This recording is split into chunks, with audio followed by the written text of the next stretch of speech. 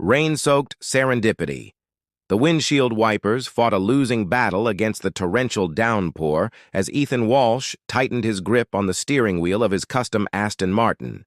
Lightning split the sky, illuminating the desolate coastal road for a heartbeat before plunging it back into darkness.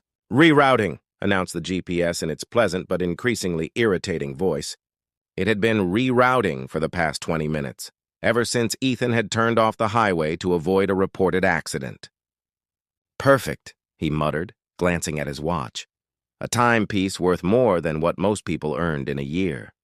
The board meeting would have to wait. Being CEO had its privileges, but even he couldn't control the weather. The car shuddered suddenly, the engine making a sound no vehicle worth $300,000 should ever make. Warning lights flashed across the dashboard before the car rolled to a complete stop, steam rising from under the hood despite the rain. Ethan slammed his palm against the steering wheel. 3 decades of relentless work had built Horizon Technologies into a multi-billion-dollar empire, yet here he was, defeated by a mechanical failure and a rainstorm. He reached for his phone only to find it dead, the forgotten charger sitting useless in his penthouse.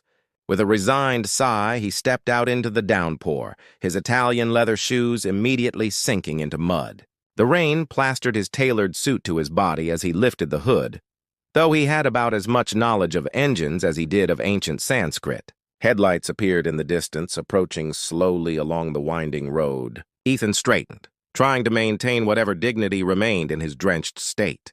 A weathered blue pickup truck pulled alongside his stranded luxury car, and the driver's door opened. A woman emerged, pulling a yellow raincoat tighter around herself. Even in the poor light, Ethan could see her eyes, warm brown with flecks of gold, curious and amused. "Need some help?" She called over the rain, approaching without waiting for his answer. "I believe I need a mechanic," Ethan replied, his usual commanding tone softened by the absurdity of his situation. "You're in luck," she said, ducking under the hood. "I'm Olivia Chen. My family runs Chen's Auto just up the road in Tidemark Cove." "Ethan Walsh," he replied, omitting his title and company name for once. Olivia's hands moved expertly around the engine, seemingly unbothered by the rain or the expensive machinery. "Looks like your water pump decided to call it quits," she announced after a moment. "Not something we can fix roadside. Can you call someone?" Ethan asked, automatically reaching for his wallet. "I'll pay whatever it costs for immediate service." Olivia straightened, raindrops catching in her dark lashes as she studied him with a slight smile. "I am someone," she said. "And money won't make parts appear faster in Tidemark Cove. We'll need to tow your car to the shop." She returned to her truck and pulled out a tow cable. Ethan stood uselessly by, watching as this stranger, who couldn't be making even a fraction of what his junior executives earned, efficiently prepared to rescue him. "Hop in," she said, gesturing to her truck after securing his car. "Unless you prefer getting pneumonia out here?" Ethan hesitated, then climbed into the passenger seat, noting the faint scent of vanilla and motor oil. A small model of a whale hung from the rearview mirror, swinging gently as Olivia started driving. "So," she said, glancing at him with those remarkable eyes, "what brings a man with a car like that to our little corner of nowhere during storm season?" For the first time in years, Ethan found himself without a practiced response. "I think," he said slowly, watching raindrops race down the window, "I just got lost." Olivia's soft laugh filled the cab of the truck. "Well," she said, "sometimes getting lost is the only way to find something new." Tides of connection. Olivia's family garage sat perched on a cliff overlooking the Pacific. The weathered sign, "Chen's Auto and Marine," swinging in the persistent coastal wind. Inside, warm light spilled from the workshop where Ethan's Aston Martin now rested like an exotic fish out of water. 3 days minimum," said Olivia, wiping her hands on a rag after examining the engine more thoroughly. "The water pump needs replacing and there's electrical damage. Parts have to come from Seattle." Ethan paced the small office, phone now charged but reception spotty. 3 days, he repeated as if the words were in a foreign language. He'd never been unreachable for that long since founding his company. "Tidemark Inn is just down the road," Olivia offered. Nothing fancy, but clean. A text from Naomi, his COO, flashed on his screen. Fisher deal closing window. Need decision ASAP, Ethan sighed. Is there anywhere I can set up to work? I need reliable internet. Olivia tilted her head, studying him. Sure, there's the library or... She hesitated. My conservation center has decent Wi-Fi. I'm heading there now for the evening tide pool survey. You're welcome to come. An hour later, Ethan stood barefoot on slippery rocks, his suit pants rolled up to his knees, holding a clipboard for Olivia while she measured starfish. This one's recovering from sea star wasting syndrome, she explained, her voice animated with passion. Our research program has been monitoring the population's comeback. Ethan found himself oddly fascinated, not just by the marine creatures, but by the way Olivia moved through the world, purposeful, present, at peace. What exactly is it you do when you're not rescuing stranded motorists? He asked as they climbed back up the cliff path. I'm a marine biologist. The garage was my parents' business. Mom's in Taiwan caring for my grandmother now, so Grandpa and I keep it running. She glanced at him. And you? Besides owning cars that don't like rain? Ethan chuckled despite himself. I run a technology company. Horizon Technologies. Recognition flickered in her eyes. The AI pioneers. Your facial recognition software is controversial in conservation circles. Ethan stiffened slightly. It's helped track poachers in wildlife preserves and helped corporations track consumer behavior, she countered without hostility. Double-edged sword. At the small conservation center, Olivia introduced him to her grandfather, Li Wei, a quiet man with kind eyes and work-worn hands who invited Ethan for dinner without hesitation. Their modest house behind the garage was nothing like Ethan's minimalist penthouse, yet somehow felt more like a home. Family photos covered the walls, books filled every shelf. Over homemade dumplings, Li Wei shared stories of coming to America as a young man. I had nothing but hoped for everything, he said, passing tea to Ethan. Now I have little but need nothing more. That night, in his room at the Tidemark Inn, Ethan found himself standing at the window, watching waves crash against the shore. His phone buzzed with urgent messages about acquisitions and stock prices, things that had defined his existence for so long, yet all he could think about was the way Olivia's eyes had lit up explaining tidal ecosystems, and how her grandfather had spoken of a life rich without riches. For the first time in years, Ethan slept deeply, lulled by the rhythm of the rain and the lingering scent of salt air, dreaming not of business conquest, but of starfish and a pair of golden-flecked eyes. Unexpected currents. By his second day in Tidemark Cove, Ethan had established a routine that felt strangely comfortable. Mornings at the conservation center answering emails, afternoons helping Olivia with her research, or rather, attempting to help without getting in her way. Hold it steady, Olivia instructed as they worked together tagging juvenile sea turtles. Her fingers brushed against his, sending an unexpected warmth through his chest. Perfect, she murmured, her smile genuine in a way the practiced expressions of his corporate world never were. Later, walking along the shore, Ethan found himself opening up. I built Horizon from nothing. Coding in a garage not unlike your family's. What inspired you? Olivia asked, bending to examine a shell. Initially, proving everyone wrong. My father said I'd never amount to anything. Ethan picked up a smooth stone, skipping it across the waves. Eventually, it became about the next innovation, the next acquisition. And now? Her question hung in the air between them. Before he could answer, his phone rang, Naomi's ringtone. He excused himself, walking a few paces away. Ethan, what the hell? Naomi's voice cut through pleasantries. The Fisher deal is falling apart. The board is asking questions. Are you seriously stranded in some fishing village? It's a mechanical issue, Naomi. Being handled. Well, handle faster. I'm flying in tomorrow. Sending coordinates now. We'll helicopter you back to civilization. The call ended before he could protest. When he returned to Olivia, something had shifted. The easy comfort between them now tinged with the reality of his other life. That evening, Li Wei taught Ethan to make dumplings, laughing at his clumsy attempts. Patience, the old man advised, his hands steady as he crimped the edges. Good things cannot be rushed. After dinner, Olivia invited Ethan to the Conservation Center's observation deck. Above them, stars scattered across the sky like diamonds on black velvet. Below, bioluminescent algae painted the waves with ghostly blue light. "I've never seen anything like this," Ethan breathed, genuinely awestruck. "Most people haven't," Olivia said, standing close enough that he could feel her warmth. "They're too busy looking elsewhere to notice what's right in front of them." Their eyes met, the moment stretching between them like a silk thread. Ethan leaned forward slightly, drawn by something more powerful than business instinct. Olivia met him halfway, her lips soft against his. The kiss was gentle at first, then deepened with unexpected hunger. Her hands found their way to his chest, while his circled her waist, pulling her closer. When they finally separated, both slightly breathless, Olivia's smile held a mixture of surprise and delight. "Not what I expected from a tech mogul," she teased softly. "I'm full of surprises," Ethan murmured, tucking a strand of hair behind her ear. They stayed there talking until midnight, sharing stories and occasional kisses, the corporate world momentarily forgotten. Walking her home, hand in hand under the starlit sky, Ethan felt a lightness he hadn't experienced in decades. Morning brought reality crashing back with the sound of helicopter blades.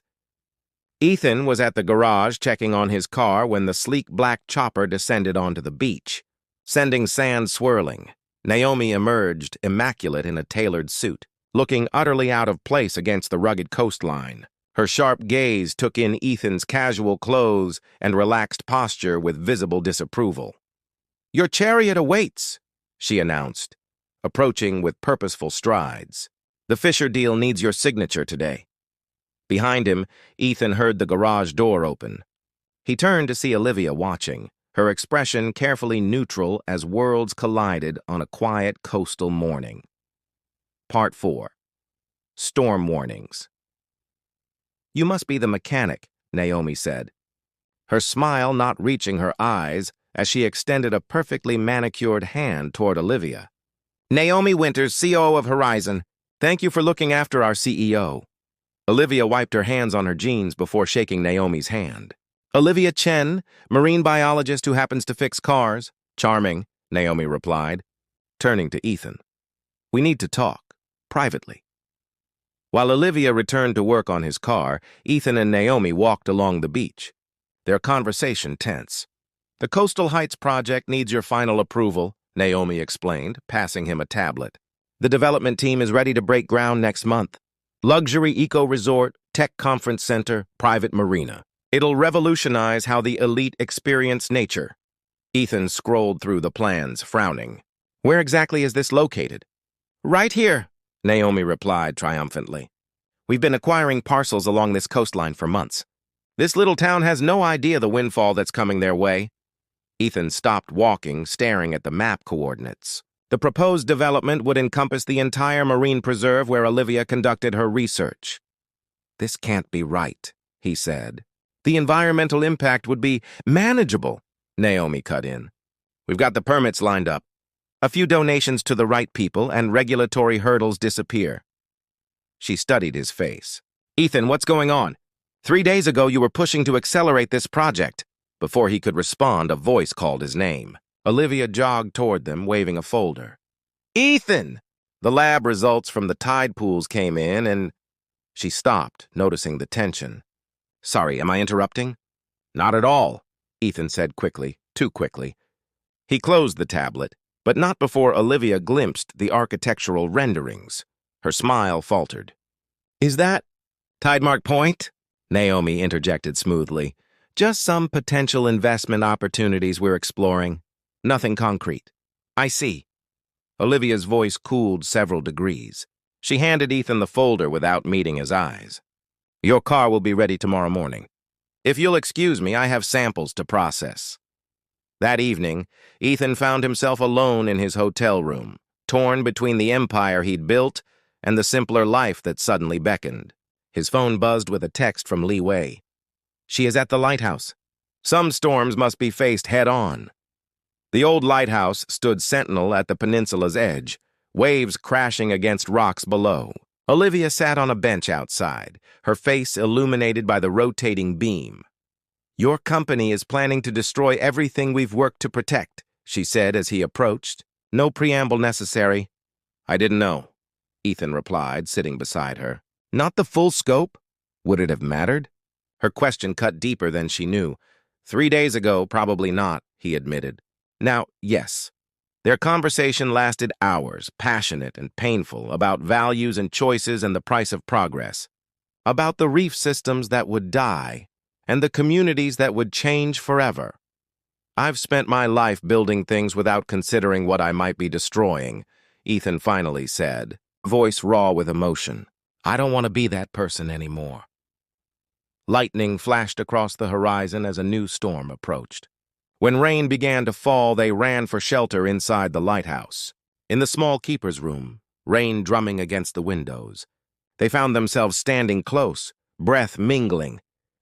"I'm still angry with you," Olivia whispered, even as her fingers curled into the front of his shirt. "I know," Ethan murmured, cupping her face gently. Their kiss was different this time. Urgent, heated, a collision of opposing forces finding unexpected harmony. Clothes were discarded as the storm intensified outside, matching the passion they discovered in each other's arms. Later, wrapped in a blanket Olivia had found, they watched lightning illuminate the turbulent sea. Her head rested on his chest, his arms encircled her waist. "What happens when the storm passes?" she asked quietly. Ethan kissed her temple, knowing morning would bring decisions that would change everything. "We find out what's still standing." Clear horizons. The Horizon Technologies boardroom fell silent as Ethan finished his presentation. 14 executives in identical dark suits stared at him as if he'd suggested they all jump from the 35th floor windows. "Let me get this straight," said Richard Blackwell, head of acquisitions. "You want to scrap the Coastal Heights project, our most profitable venture this quarter, and instead create a marine technology research center? With no luxury condos, no private beach, no exclusive amenities?" "That's correct," Ethan replied calmly, standing at the head of the table.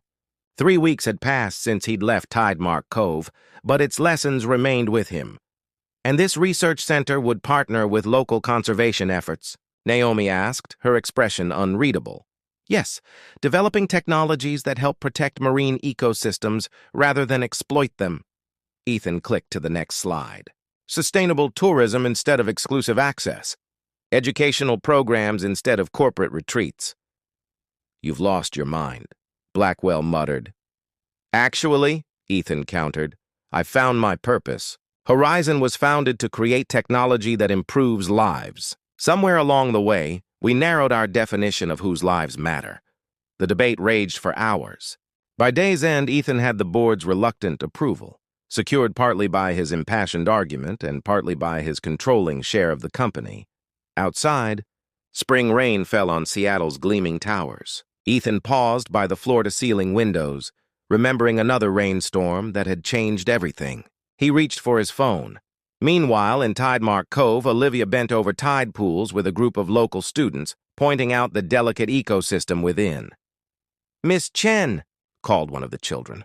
"Is that the guy from your pictures?" Olivia straightened, shading her eyes against the afternoon sun. A familiar figure walked down the beach path, the wind tousling his hair. "Class dismissed early today," she announced, unable to keep the smile from her voice. The children scattered with knowing giggles. Ethan reached her just as the last student disappeared over the dunes. For a moment, they simply looked at each other, the weeks of distance falling away. "The board approved my proposal," he said finally. "No resort. Instead, a research and education center, if the community wants it." "And if I want it?" Olivia asked, her expression guarded despite the hope in her eyes. "I was hoping you might consider directing it," Ethan replied, taking a step closer. "Along with continuing your research, of course." "And where would you be while I'm running this center?" "Here," he said simply. "Not full-time at first. The company needs restructuring. But I've bought the cottage near the lighthouse. If that's acceptable to you." Instead of answering, Olivia closed the distance between them, rising on her toes to kiss him with all the pent-up longing of their separation. His arms encircled her waist, lifting her slightly as he returned the kiss with equal fervor. "I'll take that as approval of my proposal," he murmured against her lips when they finally paused for breath. Olivia laughed, the sound carried by the sea breeze. "The housing proposal, yes. The business one needs community input." "Fair enough," Ethan agreed.